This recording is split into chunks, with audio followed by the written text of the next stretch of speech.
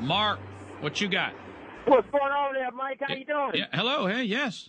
Yes, sir. Hey, quick question. I got something to ask. A couple of things, man. You got what? You remember the guy, Joe Horn? Yeah, Joe Horn, American hero. Yeah, the American hero. So it's like you feel that it's okay. We safer now with what he had done when he shot and killed those couple of burglars.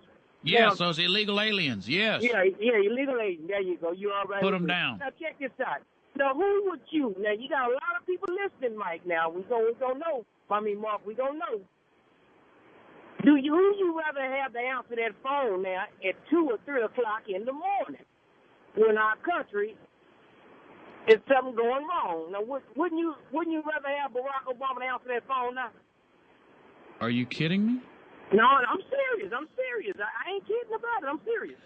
Well, let's think about this, Mark. I'm thinking. Okay. Well, let's go through a couple things. When Nidal Hasan shot up Fort Hood, do you remember Barack Obama's statement? No, I don't remember. Can you refresh me? Yeah, his statement was, let's not judge Muslims based on this one individual. Right. In fact, every time a Muslim has shot up or tried to blow up anything in this country, all he's ever said, instead of sympathizing with the victims and suggesting we were going to do anything about it, all he has ever said is he feels bad for the Muslims in this country, that people are going to judge them. That don't make me feel safer.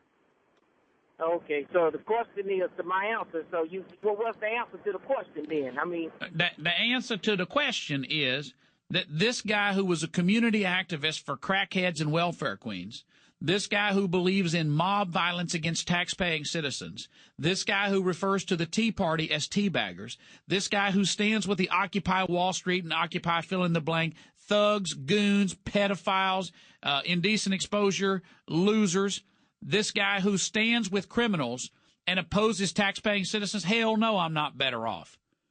You know, there is some strain of perversion running through this country where people think it is progressive to side with criminals. And I think you probably think it's cute. Barack Obama is not tough. He's not strong. He ain't a man's man, and he ain't making this country any safer. The fact is, you know it, I know it, and American people know it, that this military despises this man. Despises. And when I think it was McChrystal was caught by Rolling Stone giving an off-the-record interview, and they busted him saying that the military despises Barack Obama, Obama then fired the man. This military doesn't like him. They don't respect him. His comments about guns and God and these people that are bitter, that's the families from which our soldiers come. They're not serving Barack Obama. He's a tin-pan third world dictator. He's better suited to be the leader of a place like Libya where he won't be asked any questions and he can live like a king.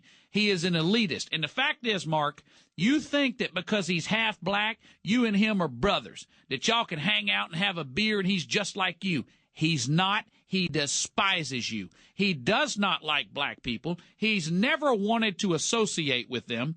This whole little scam that he's played on America will someday become clear. This is a guy who was raised exclusively by extremely white elitist liberals. He's angry at his black father for never loving him, and he's mad at the world because of it. He has a severe pang of hurt that as a child he was rejected by his father.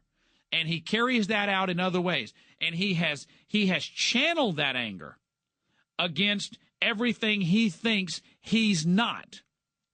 But if you look at who his friends are and who his associates are and the people who launched his career, it is wealthy, very wealthy, extremely liberal white folks.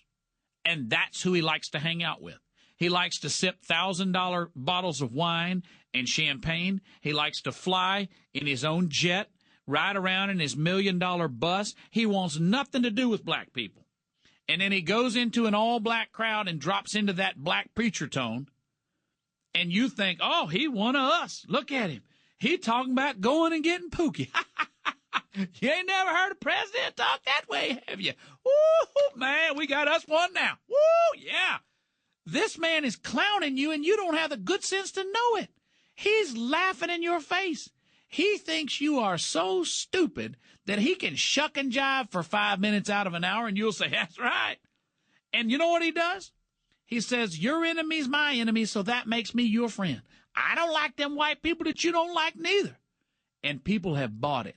96% of the people voted for him, and the unemployment rate is through the roof. You know who is hurting the worst in this country today? Black folks. The same black folks that voted for him. And so instead of throwing the man out of office so you can get your quality of life back, we're going to double down. But I'm not mad at you. We've seen it happen in every big city in America. The mayors of every big city in America raping and pillaging the treasury while the people are shooting each other. The crime rate's through the roof. The people are dying in the streets. But don't let none of them white Republicans in here. Oh, no. That's Jim Crow all over again.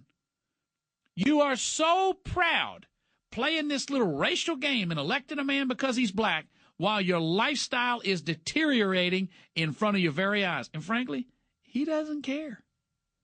You proud of the black unemployment rate in this country? Because you can put it at the doorstep of Barack Hussein Obama. You want to call and try to ridicule me? Tell me this country's safer because of Obama? Ask our soldiers. Ask our generals. Look at the number of attacks on American soil. Barack Obama was going to make the world love us? Let me tell you something.